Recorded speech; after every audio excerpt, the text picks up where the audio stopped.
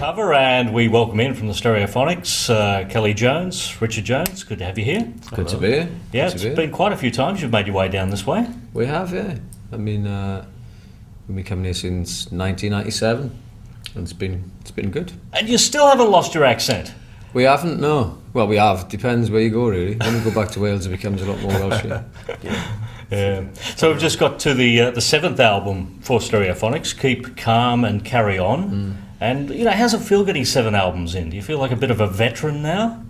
Feels good. I mean, we're the only ones left. Even outlasted the record company. Yeah, 2 record companies. So, no, we've been enjoying it. I mean, for us, we said from day one, even if you trace back interviews, we were ranting in 1996, 97. We were never really in it for the short haul. For us, all the artists we grew up listening to, changed and developed, and they succeeded, sometimes failed, other times, but it was about trying to make records that were true to how we felt at the times we made them, really. And some records are more successful than others. Some records get played on the radio more than others, but every note we've ever released, we've believed in, really. So it feels good. It feels good to still be making records that are challenging people, and particularly this last record, I had some of the best reviews since our first album. So it means a lot to us. Are you chart watchers? Not really, no. When we're in there, yeah. When we're in there, yeah. But does it matter, what position you are on the chart this week?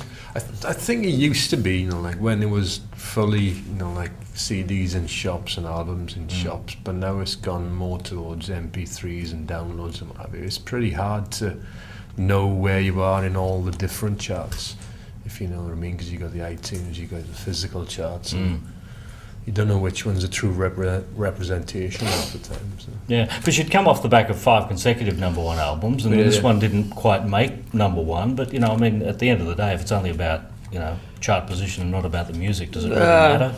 Well, it changes. You know what I mean? I mean, we had 5 #1 albums. Ironically, the greatest hits went to #2, which has got all the best ones from all those 5 albums that went to #1 on. But we decided on the last records to release records in the fourth quarter, which is the busiest time of year, and the last album went into #11, and we kind of knew that a week before we wouldn't going to make the top 10, because the top 10 was full of X Factor and TV related releases in Christmas, and you kind of take that gamble because you sit down the record company and you kind of like, well, is this a good idea? And the reality given back to you is the only time people are buying records is that time of year. So you can go and get a #1 record in January, but you're going to sell not really that many records to obtain that, you know what I mean? So it's a funny one, really. You kind of shagged if you do, shagged if you don't, if you know what I mean. So you just that's what I think Rich is saying, you just make the records you want to make, and the tours are bigger and better than they've ever been, and we know we're still going forward in what we're trying to do musically. I think at the minute it's a very major transition period between digital and physical and pop and rock bands, and there's hardly any rock bands in the top 40 anyway. That's right. So it's all female oriented pop stars at the minute, which is great, and it goes round in cycles, and we've watched that cycle come and go 3 or 4 times now, so we don't really get that scared by it anymore, And when we released Bartender and the Thief, the charts were full of bands like Steps and S Club 7, and they're no longer with us, I don't believe. No. But funny about that. So proof will be in the pudding, so I think it's the tortoise on the hare. Yeah, well, I guess the great thing about Stereophonics is right from day one you set yourselves up as a live band, didn't you? I mean, it was always about that live performance.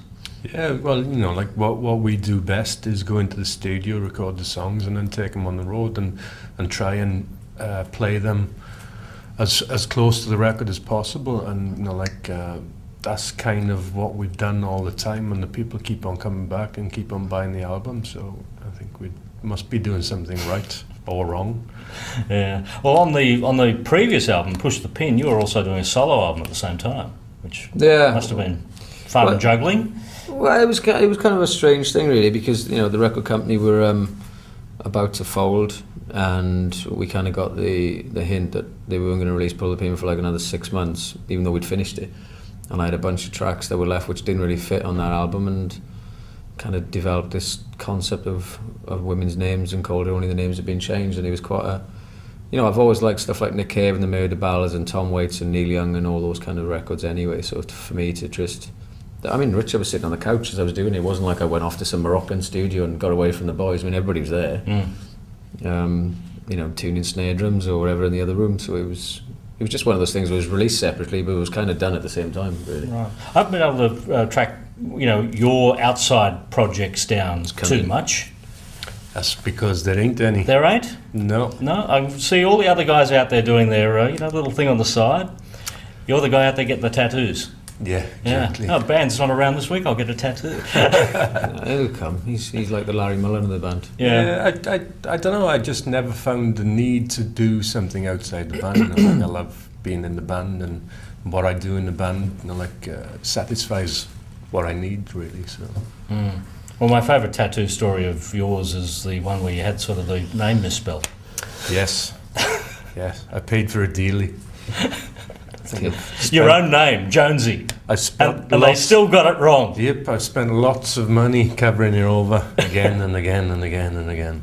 Is that what you had to do? Like literally cover it up? Yes. Yeah. Yeah. So it no longer exists. It was a local tattooist, like in and around our town, and basically you could have either his name tattooed on you, and he'd do it for free, or you could have your own name, and it was a bit of a gamble if you could spell it right. So.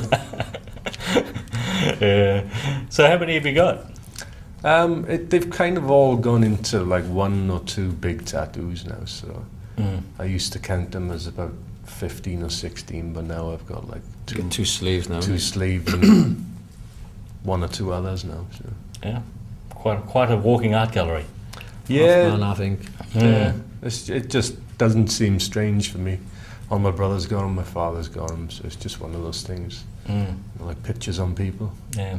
Well, speaking of these other projects in the band, Adam had his band Casino, and are you all sort of fans of each other's solo outings, or do you listen or go to the gigs? Or Yeah, well, we've known Adam for over 10 years now. I mean, when we were playing bars when we first came out, he was in a different band opening up for us, and he had a record deal with Geffen, then he had another record deal with I think Polydor, possibly. I can't remember the other one was. But anyway, both of them, unfortunately for him, fell through, and we needed another guitar player to replicate some of the things we played on our records, and Adam was in a position where he was able to do that, and it's always a bonus when it's somebody you know as a friend, as opposed to finding somebody through a newspaper article or something like that. So what people don't realise, I think, when you're in a band, it's not always about the musicality of people, it's being able to live with each other, really.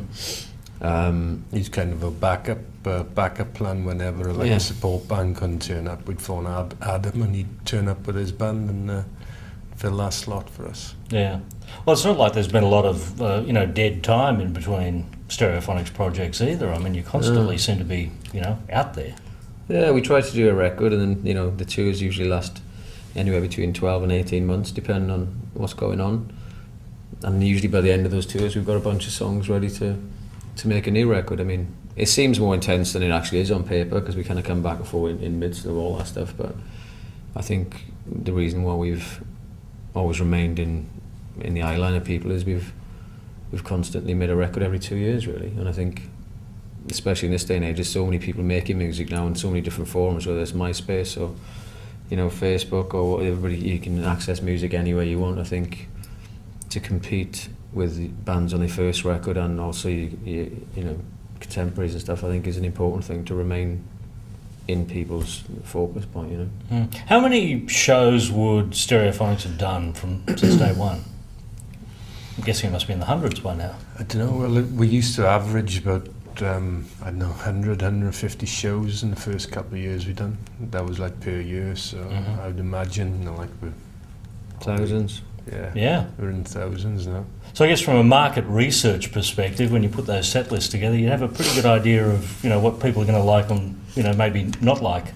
Yeah, well, I think we change the set list pretty much every night. When you go 7 albums worth of material, it becomes quite a musical thing for us. There's certain songs that never kind of change, like Dakota or Local Born Photograph or Thousand Trees. There's certain songs you can't leave out, but then the ones in and around that, you can kind of manipulate that to a way where it keeps the band excited. And also me and Richard being there from the beginning, but there's other band members that have come and gone in different records, and in certain countries, some countries play rock music. You go to France, it's quite it's quite pop orientated, so certain tracks work different in different countries. Yeah, a song could be a big hit in one country and not in another. Completely, yeah. Yeah. What's the best reaction you get? What song works absolutely every time? Dakota. Yeah.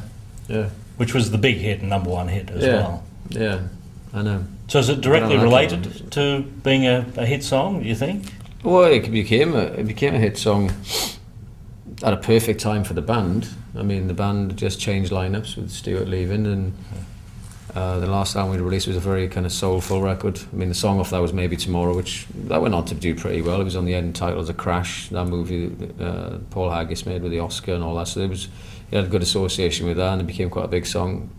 But the journalists were kind of possibly writing us off because we'd obviously lost our lifelong kind of mate and drummer and stuff, and they didn't know where we were going to go. But then we came out with our song, and it was kind of like a brand new beginning. There was 14-year-old kids thinking it was our first single and a brand new band, and the whole thing revolved into a kind of new beginning in a way. So I mean, we didn't sit and try to do that, it just kind of came about, and Superman and Dakota were the first demos we made for that record, and that kind of changed the whole sound of the band from there on in, really. Kind of gets like the same reaction where you are, wherever you are in the world as well, like America, Australia, Europe, Japan, wherever, you still get that instant reaction to that song. And I suppose, like with us not knowing whether it was a hit in all those different countries, it just, like it represents what the song is for everybody everywhere. And what about the Jeep album when that was released? I mean, that really took the band to another level, didn't it?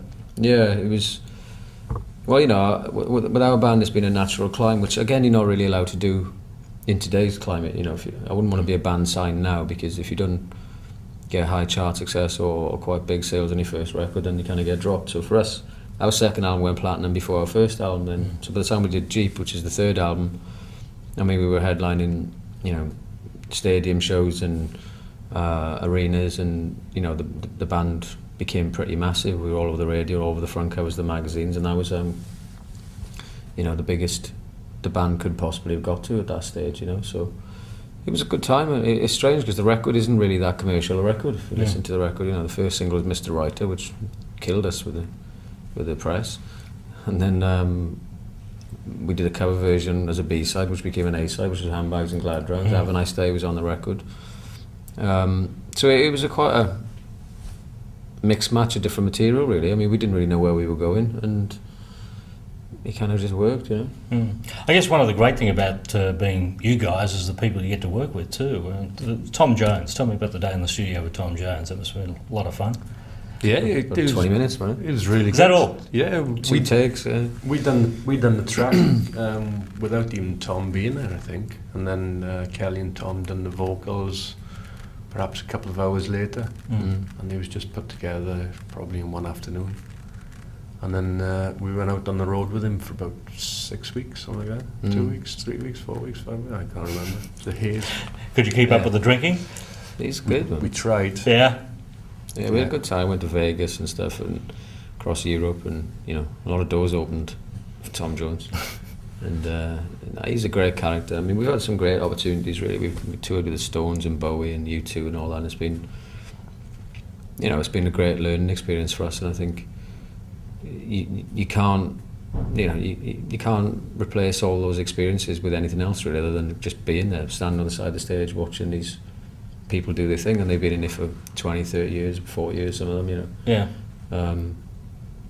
You never imagine that happened to you. Well, that's standing on the stage, watching them. What about when you're actually on the stage performing with them, like The Who? That must have been like a out-of-body experience. Yeah, that was an out-of-body experience. I was just talking about that now. That's one of the most surreal. I keep forgetting about that one, but that was I think it's there somewhere, but I don't know where. But it was a very surreal day because, like you said, when the Jeep up until Jeep, nobody cared about us, nobody talked to us, nobody really gave a shit, really. And all of a sudden, we came out with the third album, and all these celebrities and big rock stars all started coming to our shows and meeting us, and we were all a bit like, what's going on? And when it got to the Who thing, I mean, that was for a Teenage Cancer Trust benefit gig, which we're quite heavily involved in now. We do a lot of work with Daltrey and stuff to open different wards across the country and stuff. But that day, I remember I was in V2 Records in Holland Park, and Noel Gallagher rang me, said he's going to come and pick me up in his in his car. Well, he wasn't driving because he can't drive, but the guy that was driving him in this Mercedes thing.